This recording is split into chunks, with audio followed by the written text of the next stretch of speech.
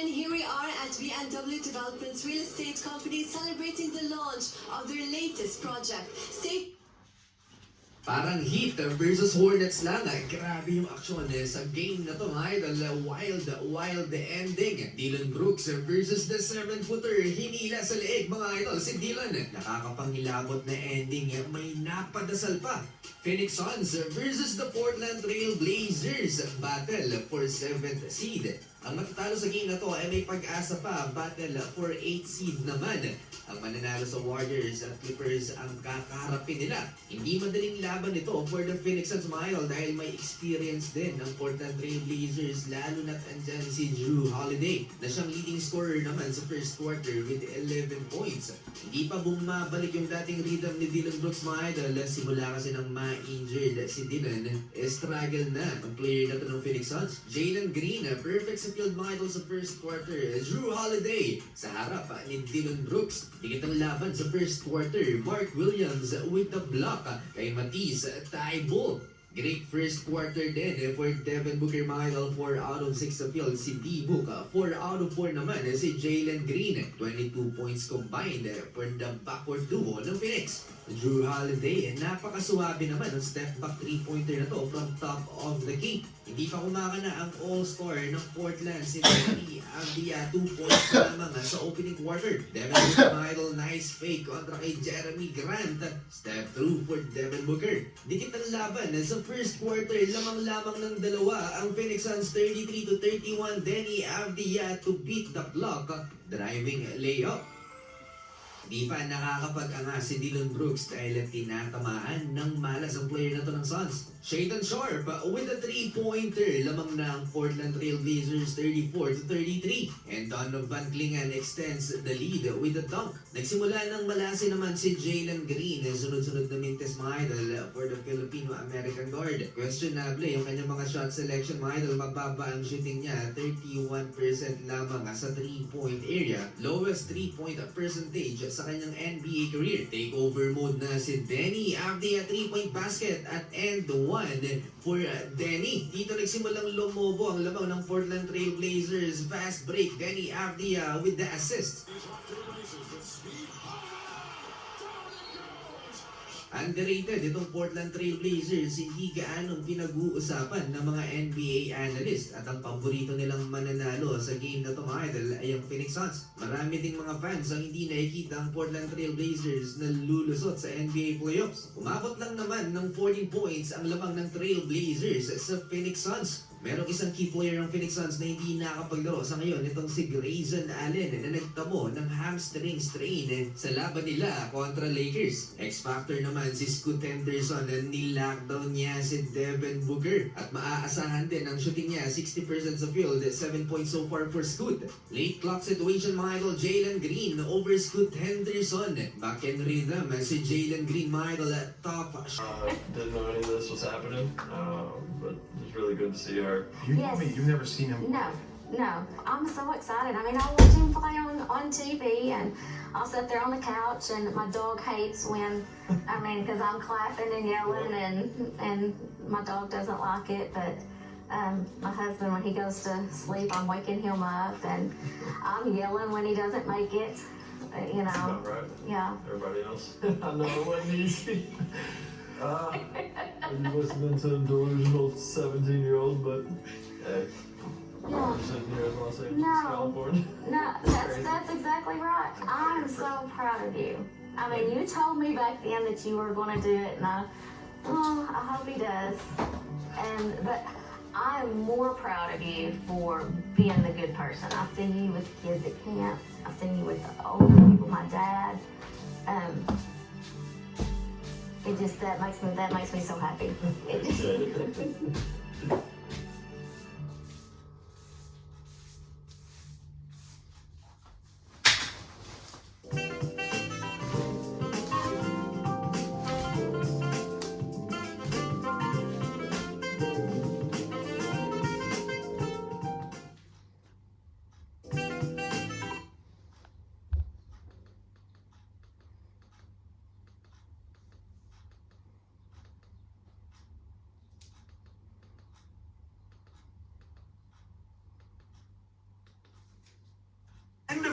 beginning in the NBA, and now the beginning of the road to the end. The playoffs and the play-ins are here. These are the matchups that we have set. In the West, the 4 seed is the Lakers. They'll take on the 5 seed Rockets. The 3 seed is Denver. They'll take on the 6 seed Timberwolves. In the East, the 4 is Cleveland. They will play the 5 seed Raptors. The Knicks at the 3 seed have Atlanta. The rest will be determined by what we get in the play-in over the course of this week. So let's do some first impressions on some of these series that we know. Vince Goodwill, give me a first impression on Wolves, Nuggets. What are we thinking here? Grudge match. These two teams have played twice in the playoffs over the last 3 years. Each have won a series. The Nuggets are intriguing to me. The only player amongst their regulars who's not a three-point shooter, a 40% three-point shooter, Christian Braun. Yeah. Best three-point shooting team in the league. That is the equalizer. Yeah, we talked a lot about the Nuggets already and put them in a series against San Antonio. Are we overlooking Minnesota here, Iman Shumpert? Are the Timberwolves ready to make this a series and maybe even knock Denver out? I think the Timberwolves are always dangerous. I think that it might have their back against the wall to make things shake. So I mean, they're going to compete. I don't think we're overlooking them. Think about who Anthony Edwards has knocked out of the playoffs the last couple of years. Luka Doncic, LeBron James, Stephen Curry, Kevin Durant, Nikola Jokic. That's like an all-NBA first team of legend killers. So I say that he can't do it again. He wants it. I mean, we talk about, and every year we get to this time of year, we talk about how he's the guy, he's the next one, he's the sort of, like the ruthless guy with the right mentality. We'll see. Let's go on with some of these series. Shump, Raptors and Cavs, give me a quick first impression on that. Man, I think that the Cavs did a great job and a great thing here, making sure that they drew them as opposed to the Hawks. I think that the Cavs do a great job with presenting an outside threat, as well as now having Donovan Mitchell to mix it up. I think next to James Harden, you pair those two together. I think we got some good things rolling, and I want to see it against Toronto. What I'm going to say is going to be unintentionally disrespectful, but I think their path, which now becomes Toronto and then Detroit, feels better than it would have been on the other side, what the Knicks will have. And here's the start of that. Vince, give me your first impression of Knicks and Hawks. Last point, tell it to the Detroit Pistons and see what happens. There we go.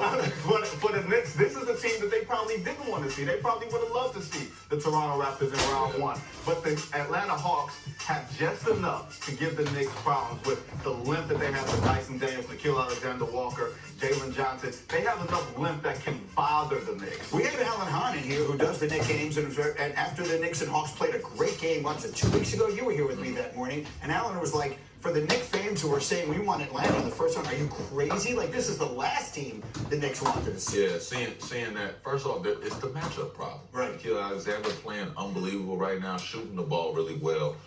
Next to CJ, who's also battle-tested and been through these playoffs a numerous amounts of times next to Damian Lillard. And then you add that oddball in Jalen Johnson. You don't really understand a lot of these young guys when they come in and they're moving how they're moving. We have to throw stuff out there like, he doesn't have experience. But it's like, I don't want to deal with somebody that knows that if I lose, it doesn't mean anything. With nothing to lose, that makes somebody dangerous. Here's an important point to make. 2 of Karl Anthony Towns' best games came against the Atlanta Hawks. 36 and 13 in the game. Like, he has to be featured in this series, maybe in ways that he would not have been against the Toronto Raptors. Feels like a lot of this postseason for the Knicks is going to be a referendum on him, right? Absolutely. On Karl Anthony Towns.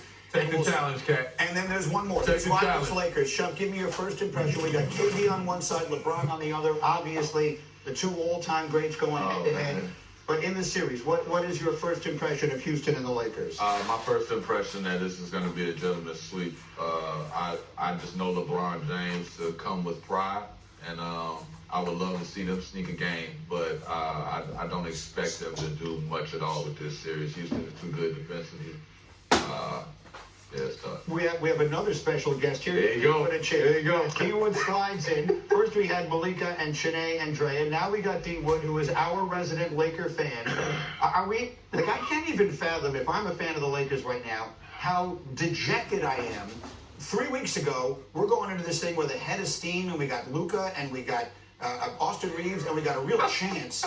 And now what? You okay? How we feeling, big fella? I'm just ready for the off season when we Make get some moves. Space. Yeah, when we get some cap space. Like, what are we really talking? I know we see, like, the Lakers like the Cowboys. We gotta mention them on the show, but I know ain't no way in hell that we're gonna get out of this series. Oh, no. We asking 41-year-old LeBron James to go out here and do something miraculous against the Houston Rockets. But how Come nice on, is that? man. How nice is that we get to ask a 41-year-old to go out here and do something against the Houston Rockets? We don't get to do that. At 41, listen, we say, back it up. listen, I appreciate what LeBron is That's all we saying. and what he's doing, but I'm just saying, like, Lakers, we're all about championships, bro. Like, Y'all not getting no y'all wasn't getting no championship when they was healthy. Huh? I mean, that's I said it. Sorry, It's okay. It's cool. We wasn't expecting a ring anyway. But if y'all going quicker, y'all going quicker. It's cool. A nice quick incision. You know, is that what? That's how we playing it right it's now. a nice quick incision. You should know that very few people talk to him that way around here. It's an intriguing little, because he's bigger than all those. Here's what I'm thinking of. I'm thinking of the LeBron finals against Golden State, whatever year it was, where they didn't have Kyrie and they didn't have 2018. Kevin Love. But no, before that, but before the KD team, the first championship that the Warriors won, when Kevin Love got hurt and Kyrie got hurt. We was all hurt. And Everybody was hurt. We had all the excuses in the world. And you went to 6 games. I mean, 6 tough games, right? And LeBron led the team in every category. This is why I say and should have been the MVP of that series, even though they lost. This is why I be saying that, because I've seen the odds stacked up terrible, and it's like we shouldn't be doing, and it's like, wow, the playoffs really is matchups, and it really is decisions at the end. So I'm saying, if you play down to your level of competition, if you play around, there's a lot of people that say. Here's a question I got for both of y'all. Like, Quickly. The way LeBron plays in this series, do you think it has any bearing on his decision in the offseason? Would he come back with the Lakers or go somewhere else? I think everything's on the board right now. I can see him coming back to LA, regardless of what happened in this series. I just think in this series, he has to be old man Magic Johnson. I'm bringing out the post. All right, let me leave it there for the moment. Much more hoops as we go, but I got D-Wood here for a reason. We got 2 first-round picks. Don't? Okay. Vinny? What does that mean? What is he saying? What is Giannis? Help me interpret what I just read. It doesn't matter what he just said. Here's the facts. The facts is that the Milwaukee Bucks can offer Giannis a 4-year, $275 million contract extension on October 1st. If he's still there and he says no, that's the sign that says trade me, right? Because if someone offers you $68 million per year, and you turn it down, that's saying, baby, I don't want to be here no more. You got to go. I got to get out of here. Sean, you've been in the league through so many of the biggest stars working their way out of situations. We all know we can run down the list of them, from LeBron in Cleveland and Dwight Howard and Carmelo Anthony and guys that wanted to get out of one place and into another. So why is Giannis saying it isn't up to me when clearly in this day and age it is at least partially up to him? Why do you think he's saying it the way he's saying it? I think Giannis has spent a lot of time not being a bad guy. Yeah. You know what I mean? He don't want to be the villain, so to speak. Want to keep it positive. Had a great time in Milwaukee. You know, the fans is great. He probably got a couple places he go get some home cooked meals and everything. But sometimes you got to just be the bad guy and say, yeah, I can't. See, here's what it reminds me of. When Kevin Garnett left Minnesota, no one blamed him. He had done everything he could there. Giannis has taken it even a step further. Garnett couldn't get that team to a championship, as great as he was. Giannis brought a title to Milwaukee. He's been there forever. He's done everything right. If you're, in my opinion, and I can't, who am I to speak for the fans in Milwaukee? Yeah. But if he says, you know what, I've done everything I can do here, it's time for me to move on. I think if I'm a Bucks fan, I give him a standing ovation. I say thank you for everything, and I would not blame him for saying it is time. I don't think anybody in Milwaukee will blame him. I think he just has this preconceived notion that they will. Right. But I don't think anybody's going to get mad at Giannis for what he's done, how he plays the game, how he approaches the game, how he tries to bring people with him. Nobody has a problem with it. You need to leave Milwaukee. I think it's a great example you brought the Kevin Garnett thing. Because for the last 3 or 4 years that KG was in Minnesota, we were asking the question. They weren't making the playoffs. He was the MVP in 04. They didn't make the playoffs after that. I think the question you have to ask yourself is, remember KG had one good year in Boston. Yeah. They won the title, and then the next year he tears his knee up and was never the same. Did Giannis